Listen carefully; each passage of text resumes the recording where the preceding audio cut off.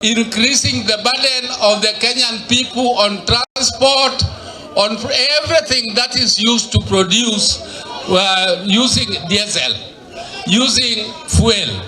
So Ruto, you are saying one thing and doing the other one. Ruto, you have taken your people, all those who were defeated in elections, those who failed in elections, and you have made them assistant ministers, posts which do not exist in the constitution. Ruto, what is wrong with you? You lie without blinking an eye. And I also want to say one thing. I have been a member of parliament for 30 years.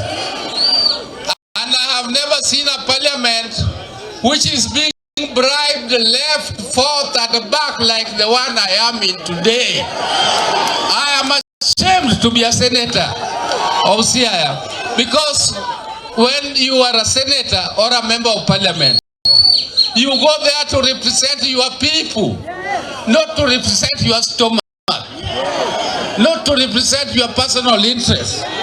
But I have experienced something which I have never seen in my 30 years in parliament. And I hope those who are with me in parliament are listening. And Ruto, you are also listening. The culture of buying members of parliament must stop forthwith. Ruto, we are telling you.